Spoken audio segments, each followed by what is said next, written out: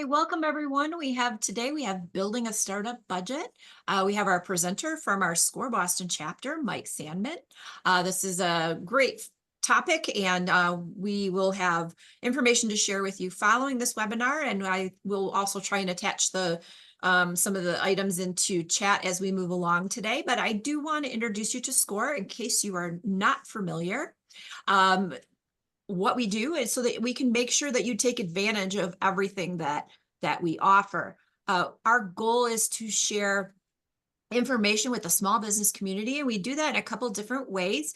And one of those is through our website, score.org. You're going to find templates, articles, videos, lots of great information. So if you have some spare moments and want to dig around in there, we also share information through our workshops and webinars. We have some in person and online this fall. So we advertise those through our newsletter, social media, and of course on our website as well. I think one of the most important things that SCORE does, however, is the mentoring. And our mentors are volunteers. And so thus our mentoring is free and it is also confidential.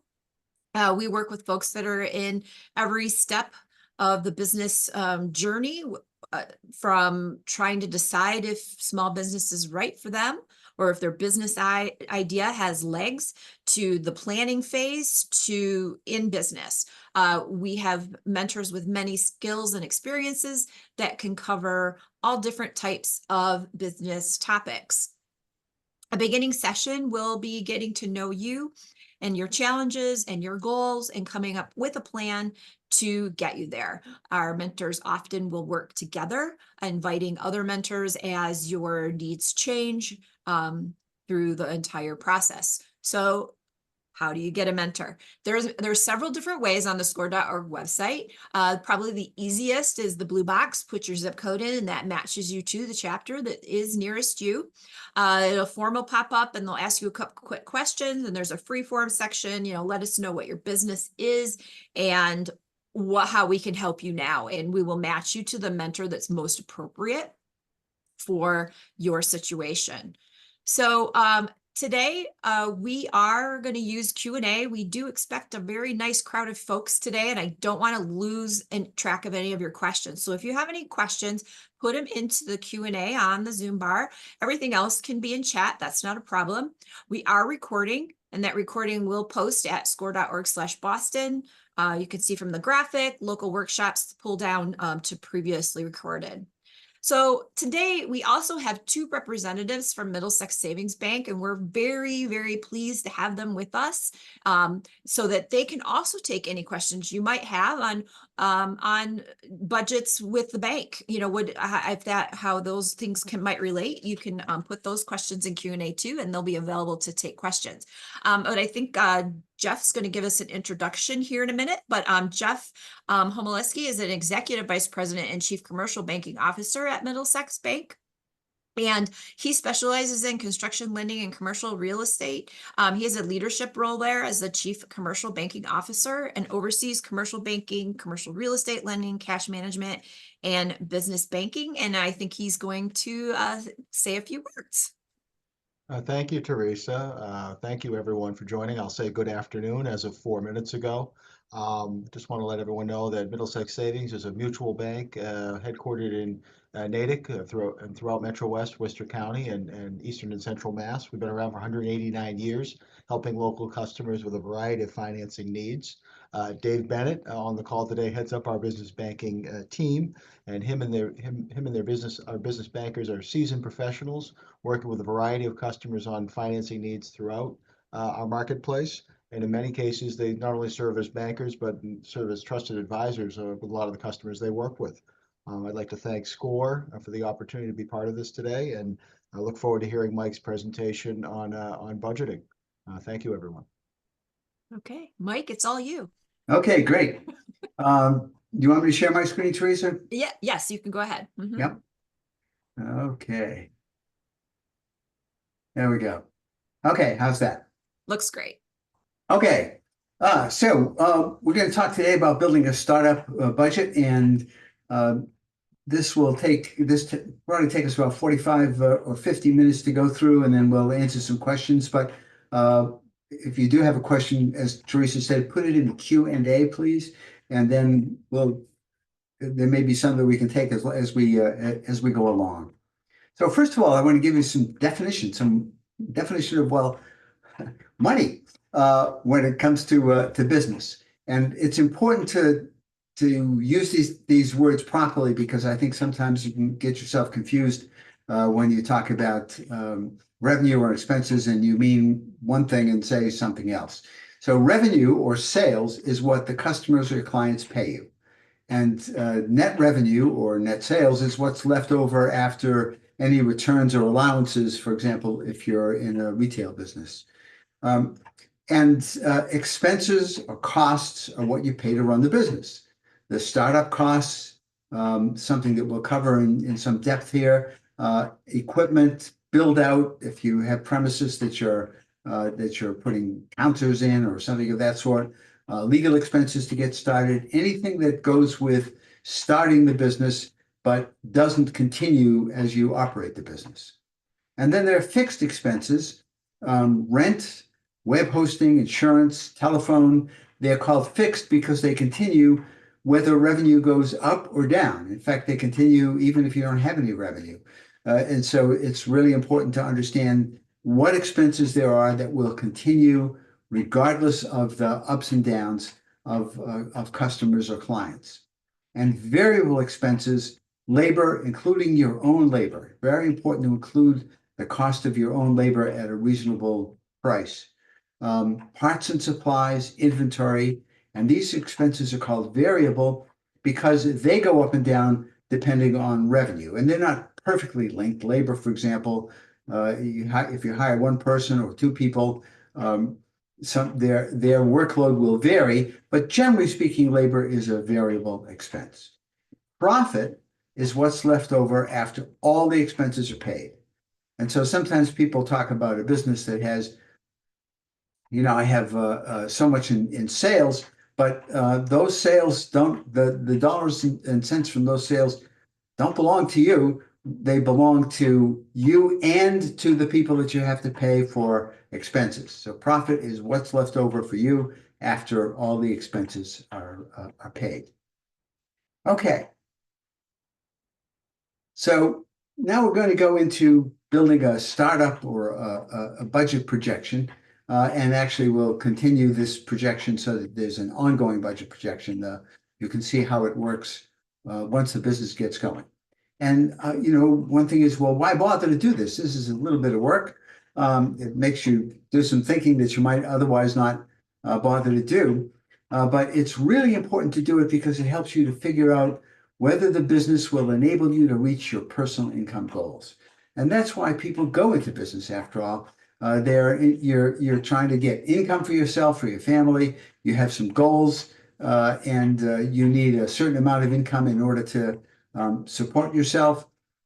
This will help you figure out whether a business that you're thinking about going into or the business that you're in will enable you to reach your individual goals. And you'll be able to figure out from this how much money you need to start up or to expand. If you're already in business, the startup expense module that we'll go through here shortly will help you figure out what you might need in order to add to your capacity. It'll give you an understanding of the financial risks and rewards, and how much profit am I likely to make out of this business, and what's the risk that I can see to the capital that I'm putting into it for the startup expenses.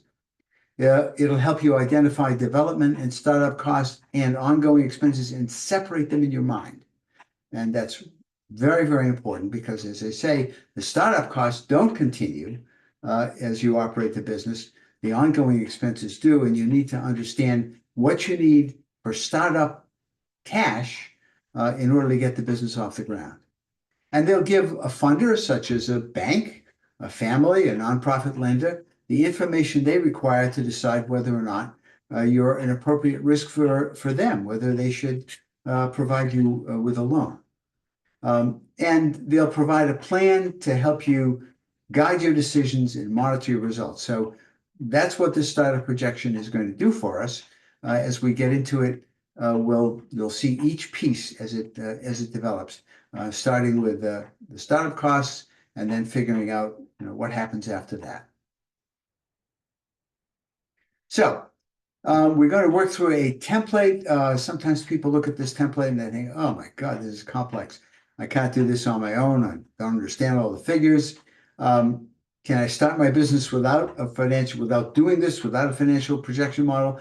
Well, yeah, you can, but it's not really a very good idea because you'll be flying blind to some extent. And you really can do this. And once you go through this workshop, if you have questions, call or get in touch with SCORE via our website and make an appointment with a SCORE mentor to help you.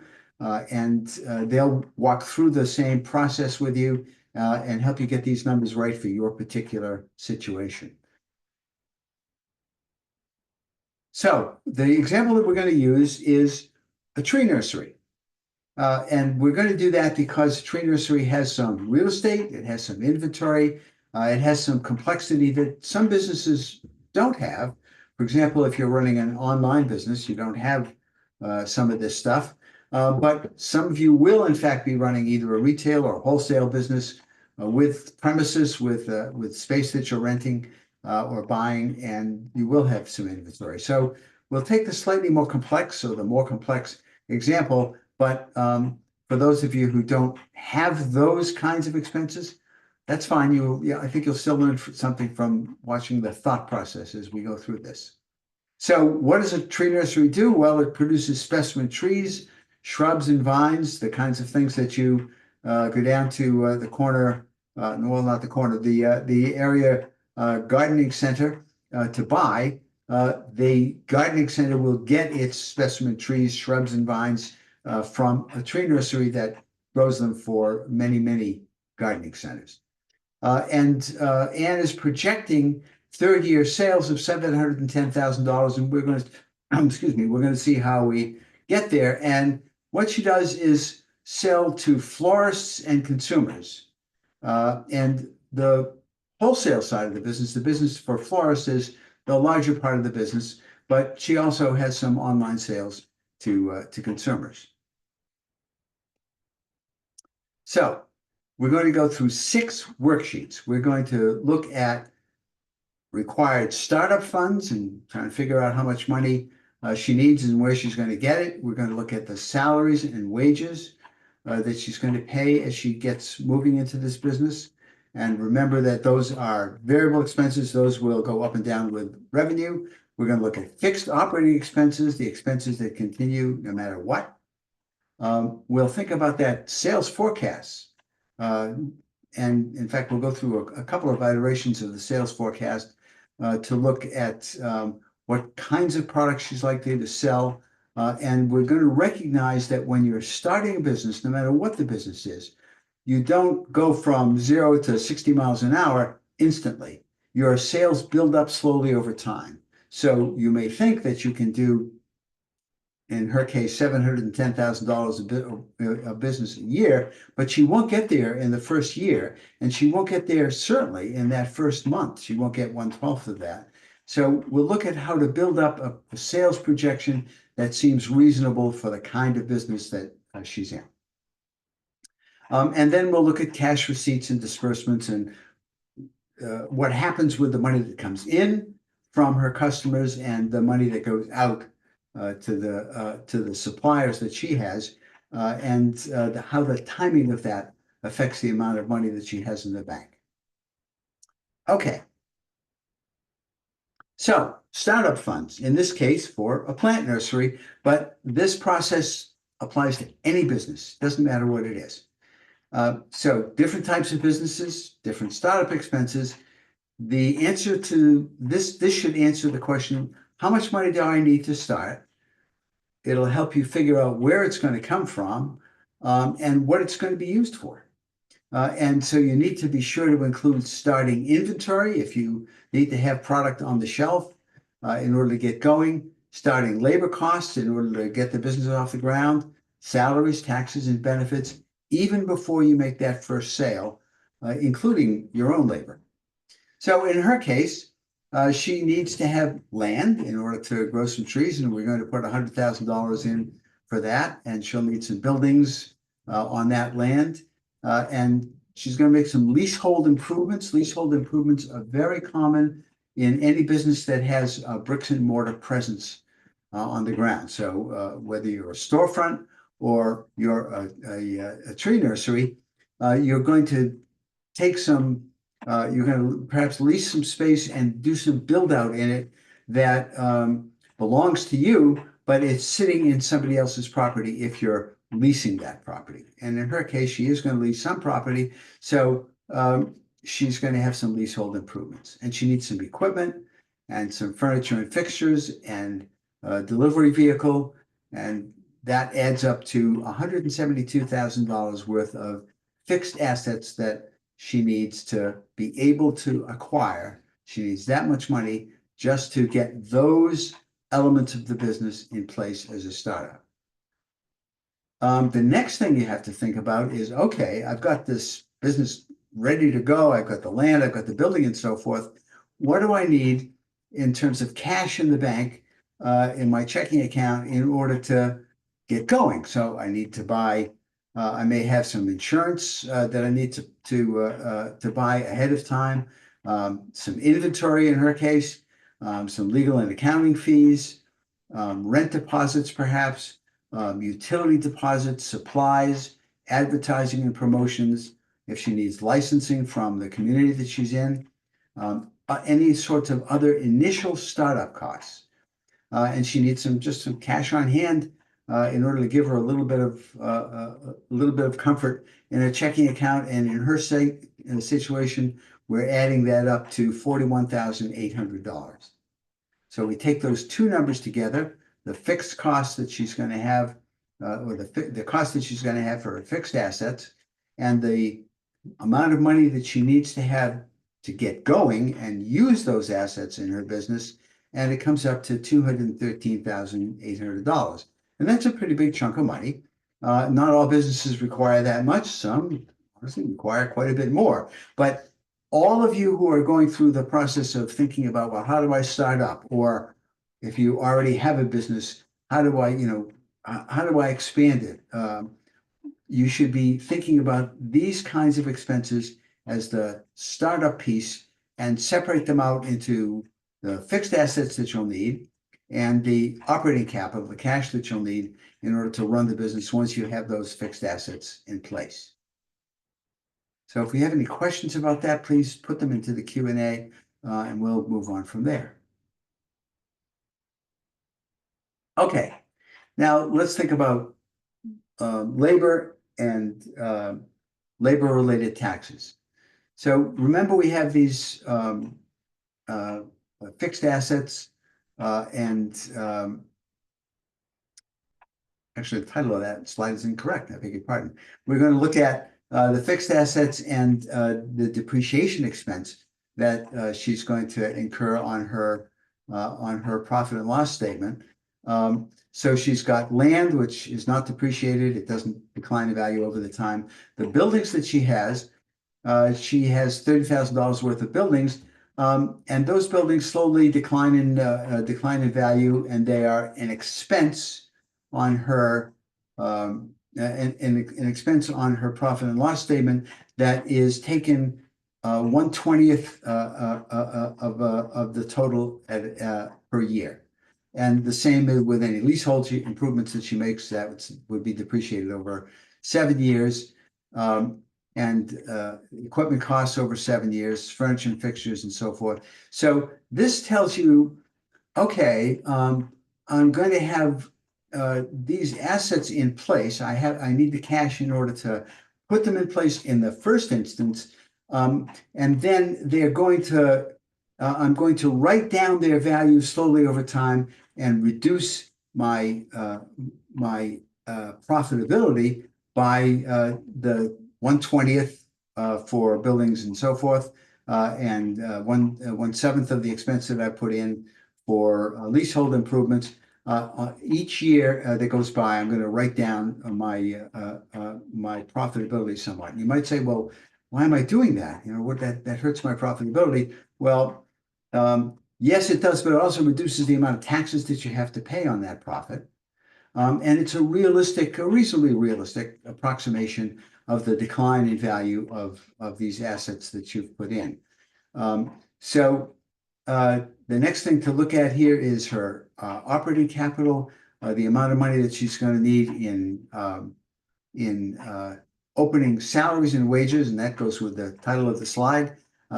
And she's saying, well, I'm not going to need any people at the very, very beginning here, but I am going to need some prepaid insurance premiums. I have to buy some inventory. I'm going to pay to get my business started and so forth. And those are the operating capital expenses that she has. Can I ask you a couple questions? Sure, go ahead. If you're starting a bakery on a food truck, would the fixed expenses include the equipment, vehicle, and licenses only? That certainly include those items. I'm trying to think of what the other fixed items are. I guess the answer is, what do you need other than those things in order to get off the ground? And so you've identified exactly the major expenses, and I can't think of any others. But if you can think of anything else that you need to buy in order to get going, then that would go, signage or something of that sort. Those are all fixed initial expenses, startup expenses. Okay. For startup funds, do you need to research all these expenses to have data to back up the amount, or our rough estimates are okay? And then, look, for example, if you're opening a storefront, do you need to know the space already to go negotiate the lease, determine any improvements, et cetera, first, or? You need to be comfortable that your numbers are just about right. So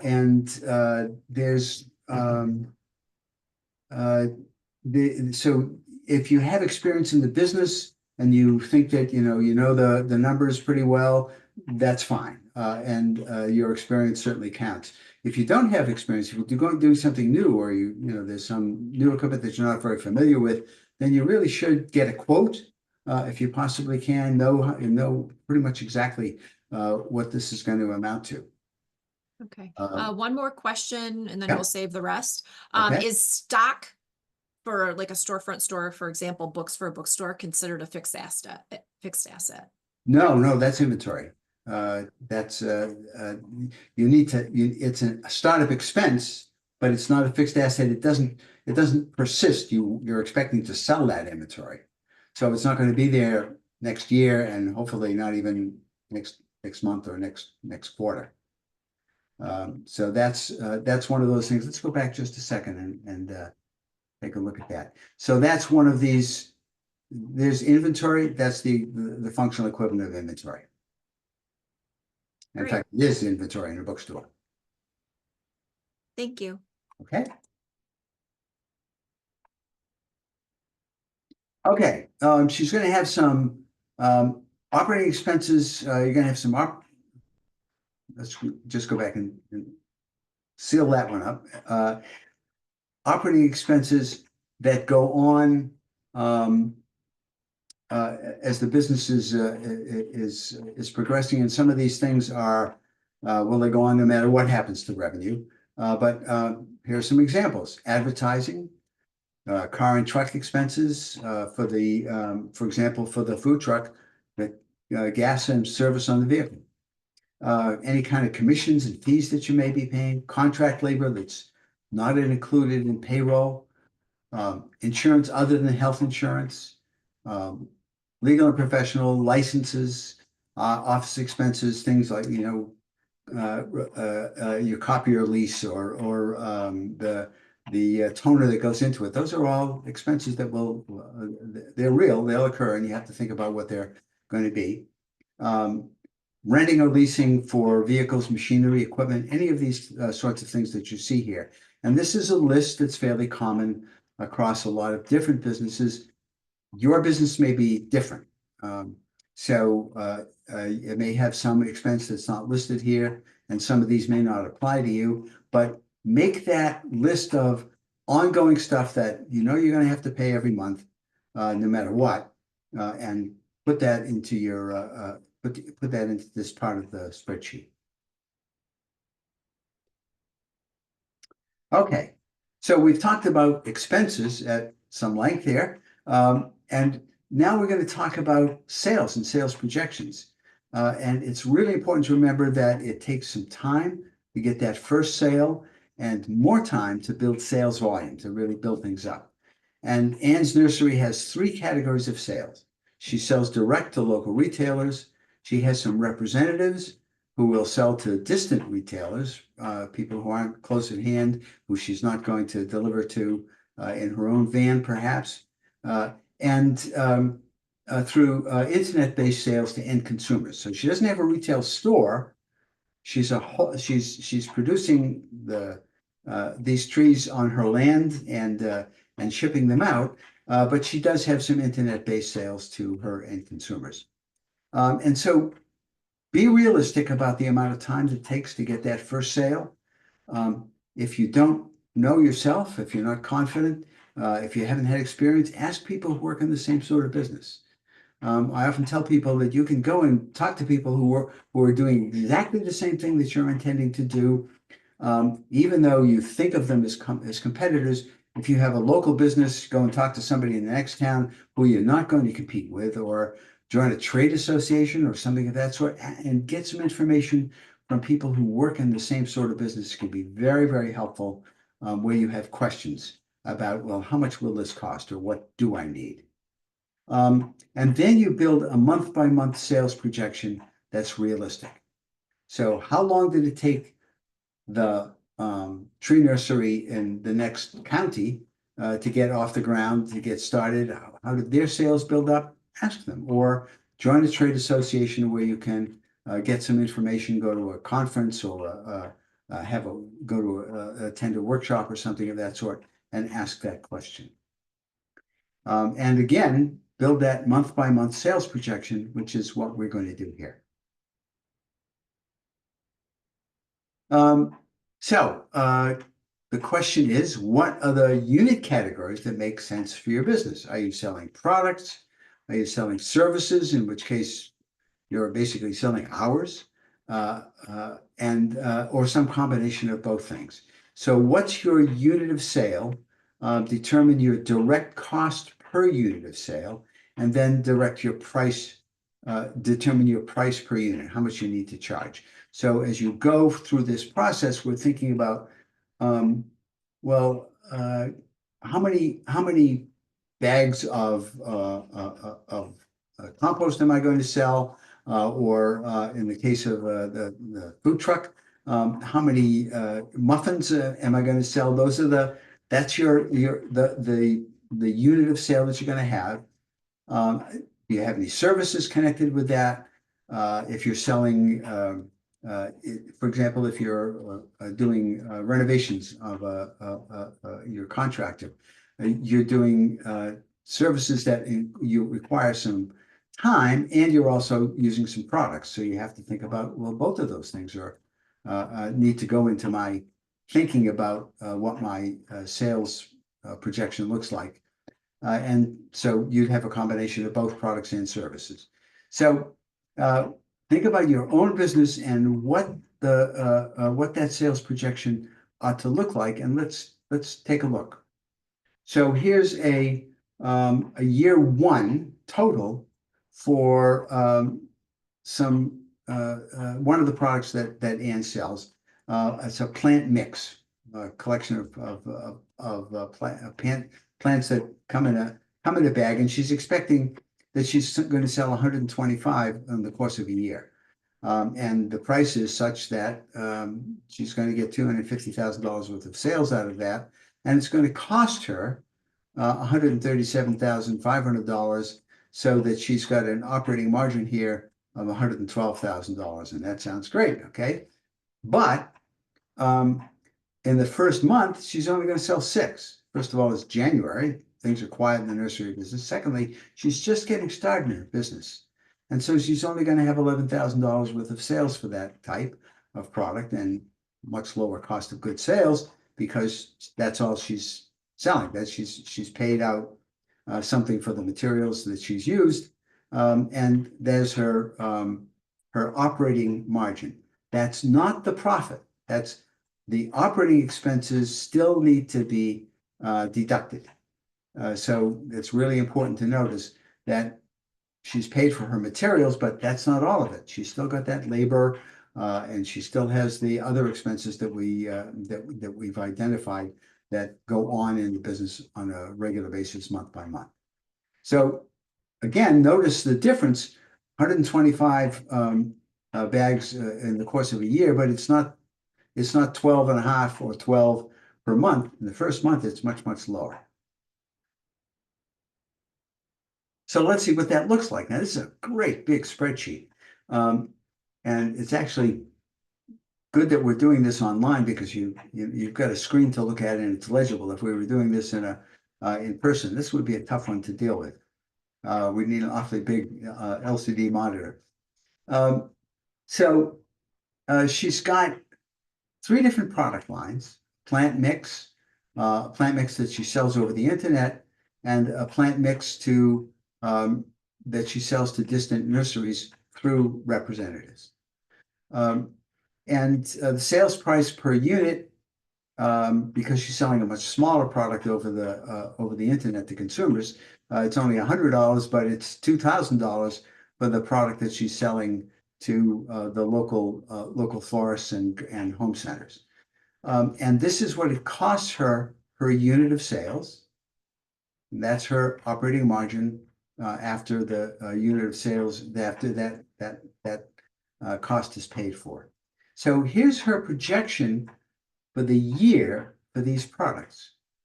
So for the first month, it's only 5 of the 125 that she's expecting to sell. It slowly builds up, as you can see, builds up to 10 in April and 20 in May. And then in July, it drops off because people have pretty much done their initial gardening. They've gotten things going. And then some people will come back in August and September, and things drop off again in December.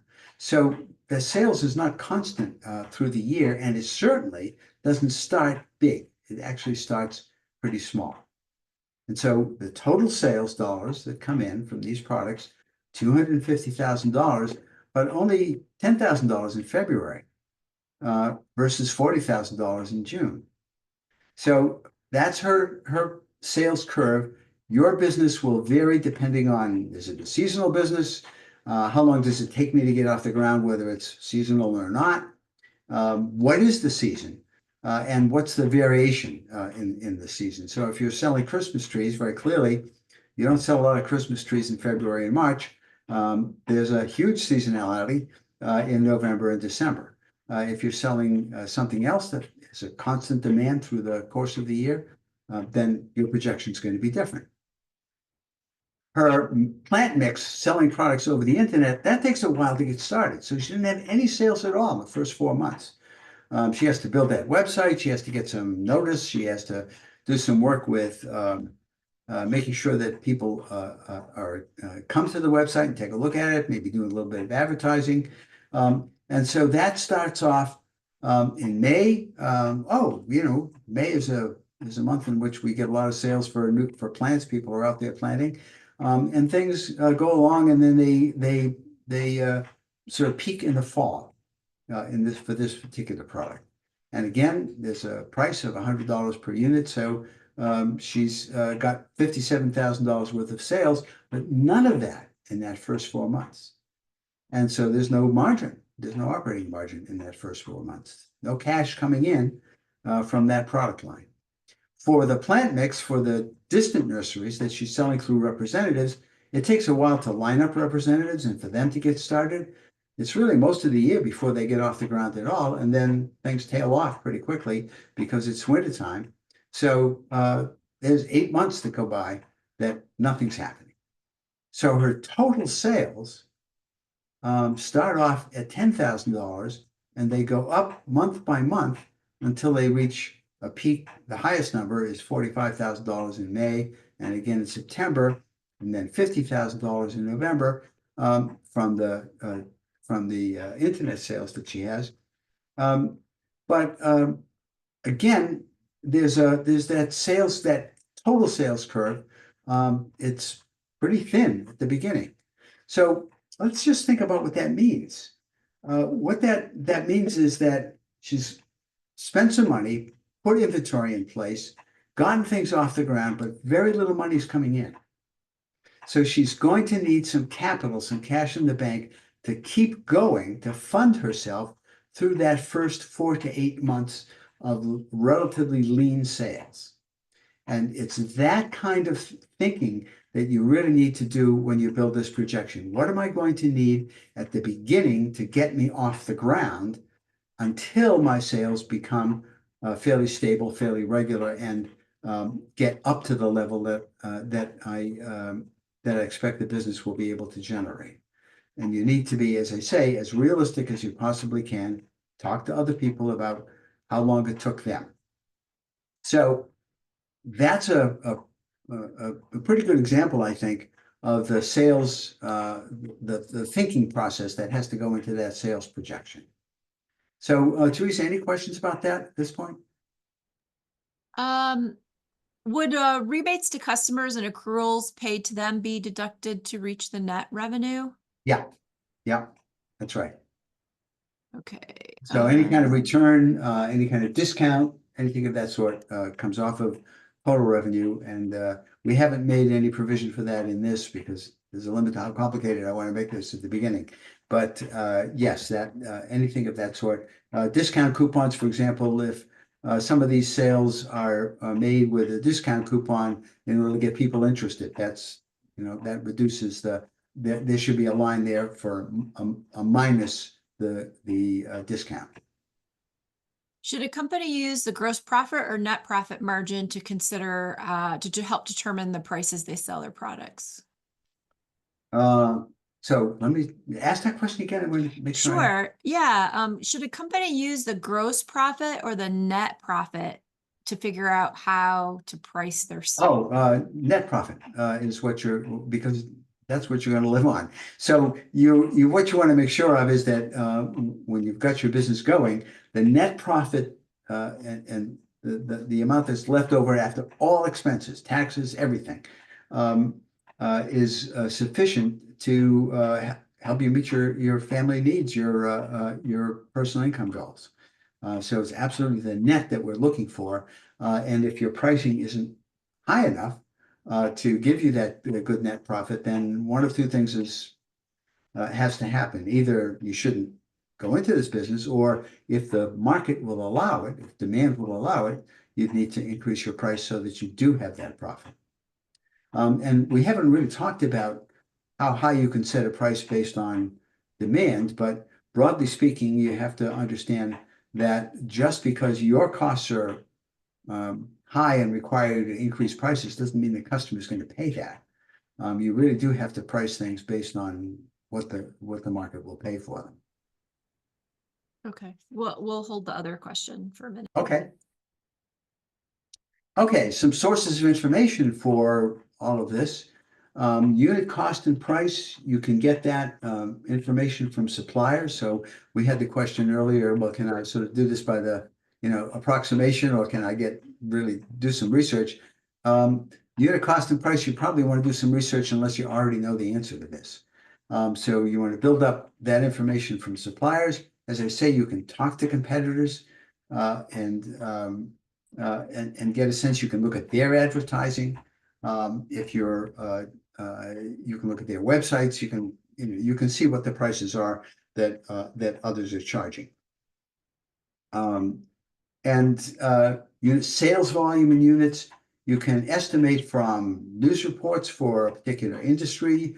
If you've worked in the industry, you'll get a good sense of, well, as Ann's projection there of the number of plant bags that she's going to sell, is that realistic? Presumably, in her case, she's worked in the industry, so she knows. If you have, that's great. You can observe your competitors, see how they're doing. You can join a trade association. It's a very, very good idea to do that. It's not just Google. You're going to have to estimate the sales volume that you need to make this business profitable. You need to do some research. You can get some help in this at the Kirstein section, the business section of the Boston Public Library. The best thing to do is to make an appointment with one of the research librarians there, or just walk in for that matter, during hours when the library is open, and during business hours is best for this dealing with these getting information from these reference librarians. But the Kirstein section is in the lower floor of the new part of the Boston Public Library that faces Boylston Street in downtown Boston. It's a fabulous resource. And there are people there who can help you do database searches and so forth that will get you some of this information for a particular industry.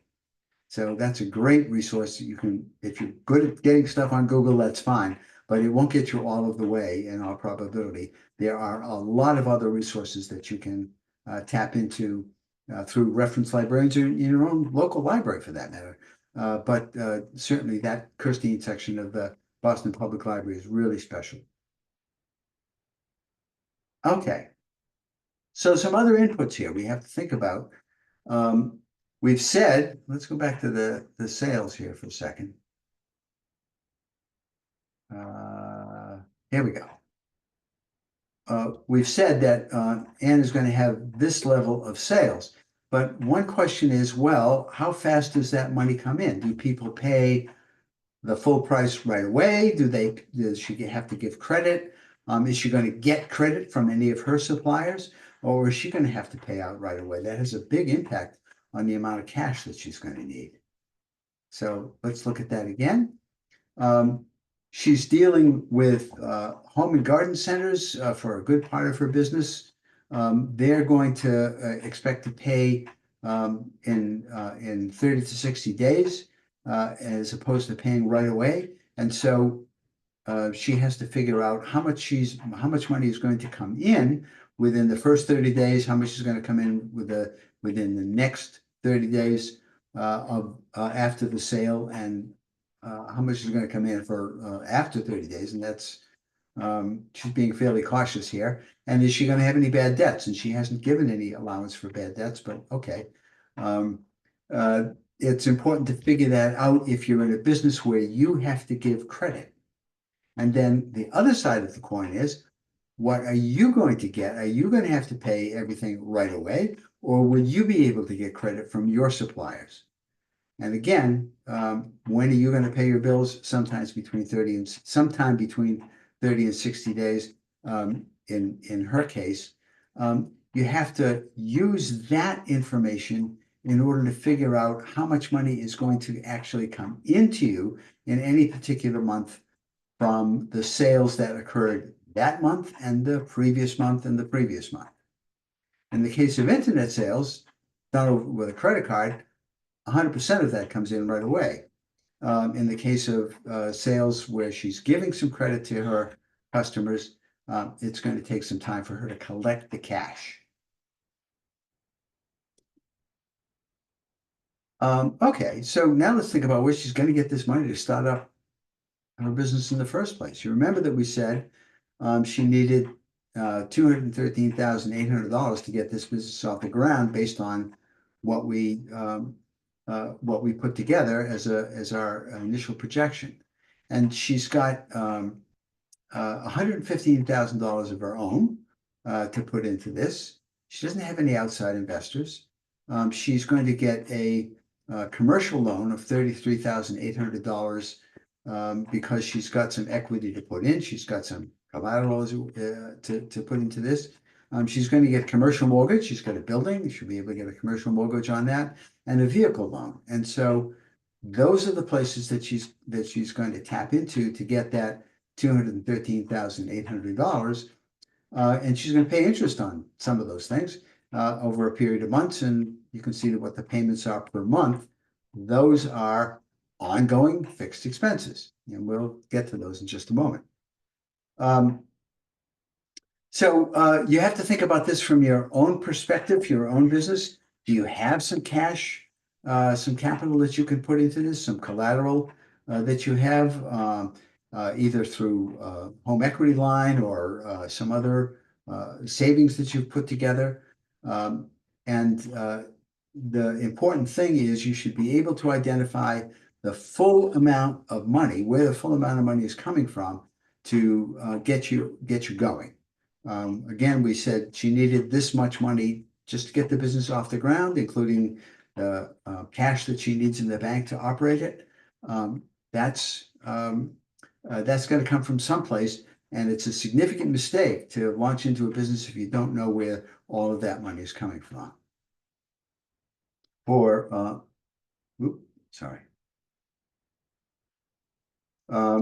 for an existing business, you have a different situation. You have to think about, well, how much cash do I have on hand? What are my accounts receivable and my prepaid expenses? What do I have to pay out and my accrued expenses? And so that will tell me how much cash I have on hand if I'm trying to expand the business. It's a sort of there's a bucket of cash plus receivables that will be turned into cash minus payables that have to be paid out in cash in the near term, that is in the first months of your plan. Okay, the next step is to put a cash flow together, and this is a couple of spreadsheets, and there's a fair amount here that's going to go into this. Remember, we've done a sales projection. We're now going to think about our expenses on an ongoing basis and how they relate to that sales projection. And we're going to do it month by month out over the first year. So these numbers, the sales, the cash receipts, and we're assuming here that she collects all of the cash right away. These represent the sales that we put in that sales projection earlier in this workshop. And so the three different categories of sales, she doesn't have any others. These are her cash receipts. This is how much cash she had on hand when she started the business. So I'm going to go all the way back to here. Let's see where to go. Here it is. Okay. All the way back to here. You remember we said she needed $41,800 worth of operating capital. That's cash in the bank in order to get this business going, in addition to the money that you would need to get the fixed assets in place. So that's what we're talking about in this situation. She's got that $41,800 that she put aside. She's got $10,000 worth of sales coming in. So that's her cash receipts, a total of $51,000 if you add up the cash on hand. But then she has some labor.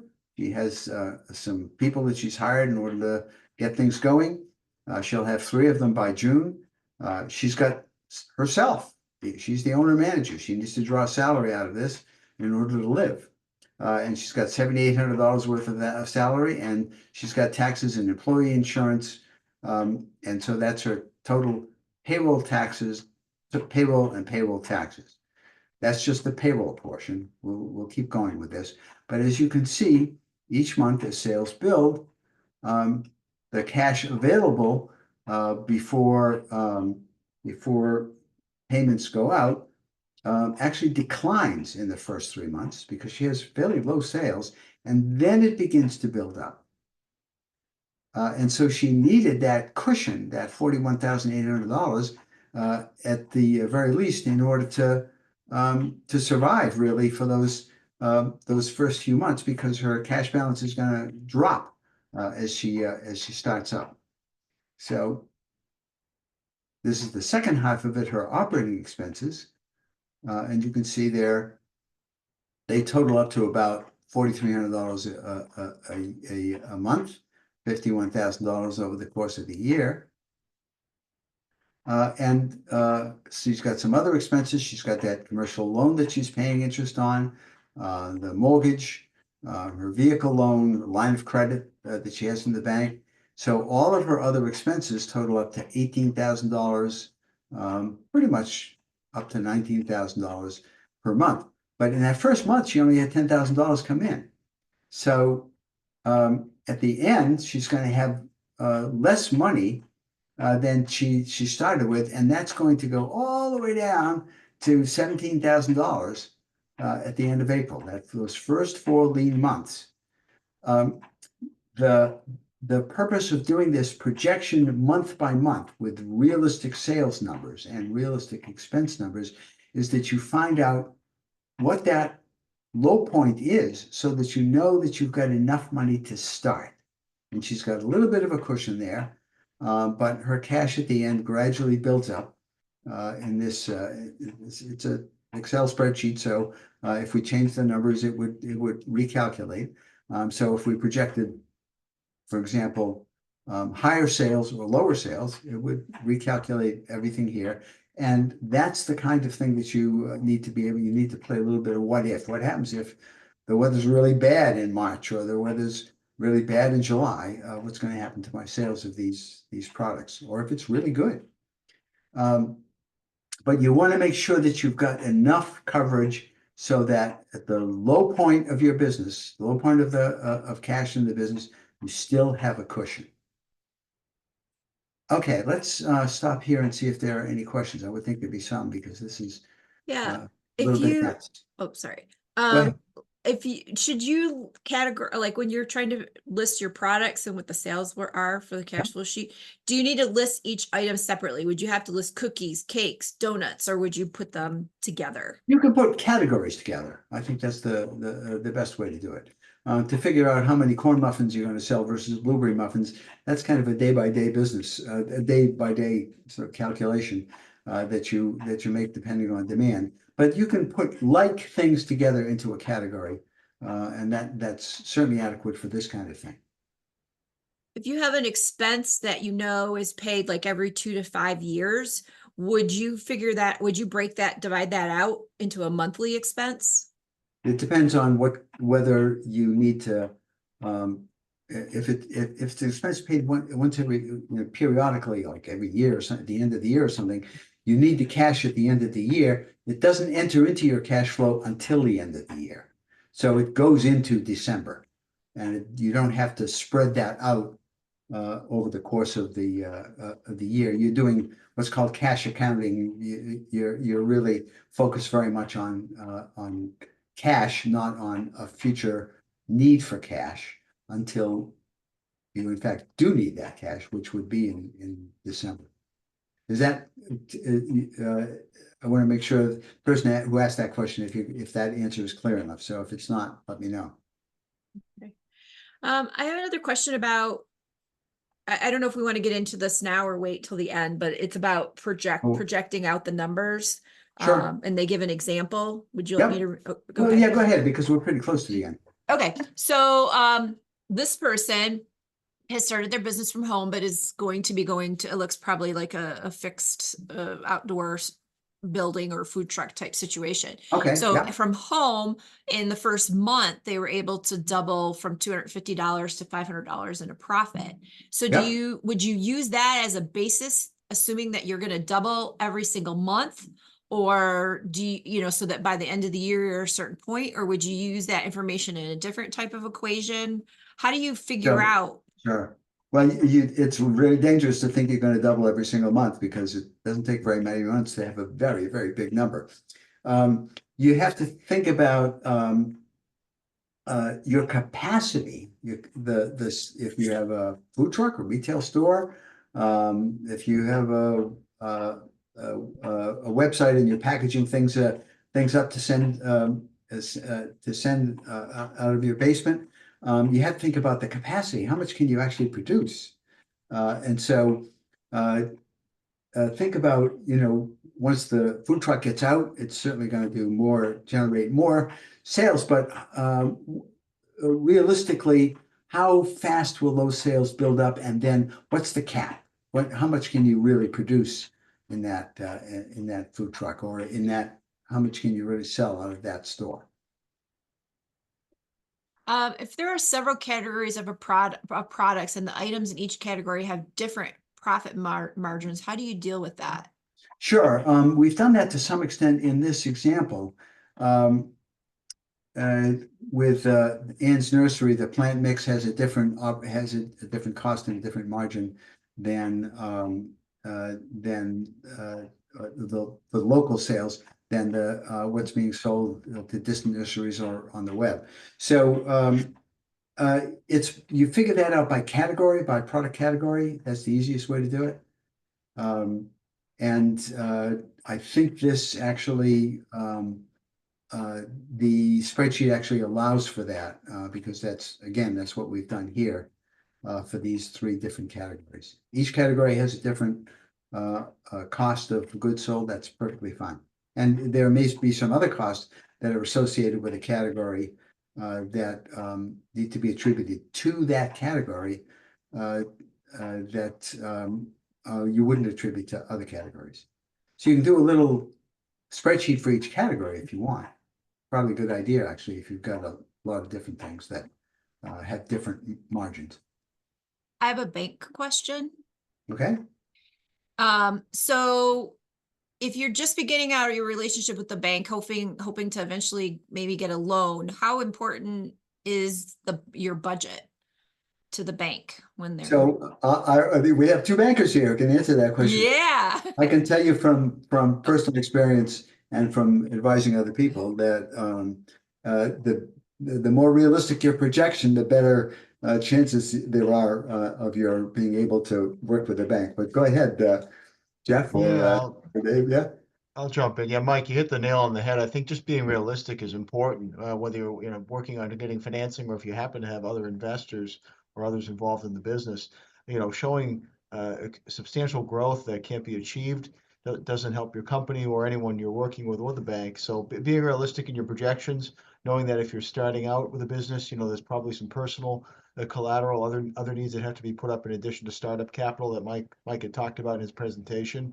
I think the budget, looking at a realistic budget is very important for us in assessing a potential loan. Okay, I have another bank question, Jeff. Is there a certain percentage of startup costs that you'd prefer to see covered by other methods in order for the bank to feel comfortable covering the remaining percentage? For example, would you like to see at least 50% startup costs covered by personal investment in order to cover the rest, or does it depend on the business / plan, and are there preferred other methods of covering costs? Personal investment is preferred over crowdfunding, etc. Yeah, I'll say the latter part of the first question. It's very business and company dependent, industry dependent. I think it depends entirely on what's being sold or built, etc. So I think it's tough to assign a percentage to that. In terms of the way other funding comes in, certainly, I think in almost pretty much all of our cases, working with small businesses, local businesses, I think it tends to be personal capital, personal resources, or could be a couple of partners involved, a combined pool of personal resources going into a business. I don't think we see very many of a crowdfunding nature at the local business level. That's been my experience. Okay, thank you.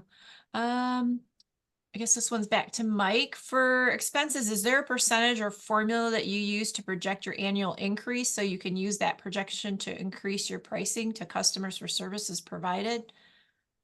Good question. So you really have to think about whether your costs will increase and then whether you can increase your prices.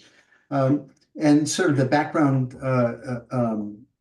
inflation rate in the community is a factor. You have it's honestly, it's during a period of higher inflation, it's easier to increase your prices. Customers they tend not to be as resistant. They may not like it, but they tend not to be as resistant. But I will say the price of your product, I said earlier, it has to go with what the market will pay, what people will pay for it.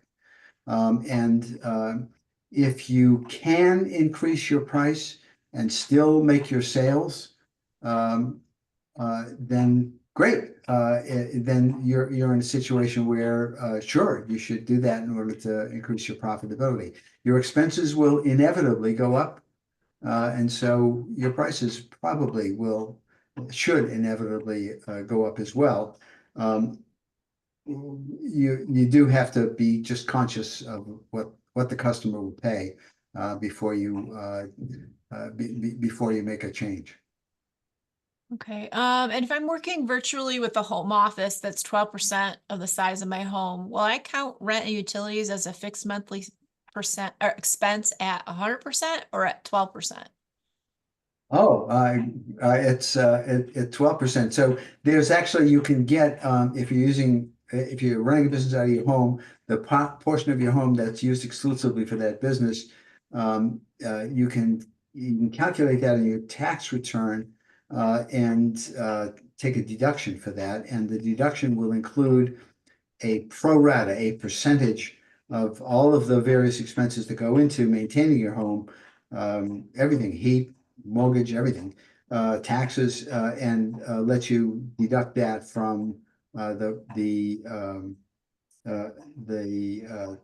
amount of taxable income. But again, it is the percentage of the home that is being used for the business, not the whole home. I think that I don't have any other questions. Okay. I think we're pretty much at the end of this. So why we do all of this anyway? What have we done in the last hour? Why bother with this? It helps you figure out whether the business will enable you to reach your personal income goals. And business here, at the end, she's building up some cash. She's got some pretty good profit out of that, very clearly. Otherwise, she wouldn't be building up that cash. She's it's a sensible to go into that business if that amount of income meets her needs. You have to figure out how much money you'll need to start. Remember she started with $41,000 in the bank, in her checking account. She went down in the first 4 months all the way down to $17,000 before it began to recover and build back up. Whoever the funder is, when you're getting started off the ground, it's unusual to get a loan from the bank. A bank is much more interested after you've had a couple of years of performance, so that they can assess whether your business is going to continue to make a profit. But anybody who's funding you, family, nonprofit lender, whatever it is, they want information that will give them confidence that you know what you're doing. That if they're loaning you money, that you'll be able to pay it back. And it'll give you an understanding of the risks and rewards and identify the costs, and it gives you a plan. So with Ann's projection there, month by month, she can look at how she's doing, and she can modify that spreadsheet to give her a window into the future and to the next year and the next. So that's what this is all about. And so any other questions? I don't think so. David and Jeff, did you have anything you wanted to add? I know this was a very important topic that Middlesex wanted to sponsor. Did you have any closing comments?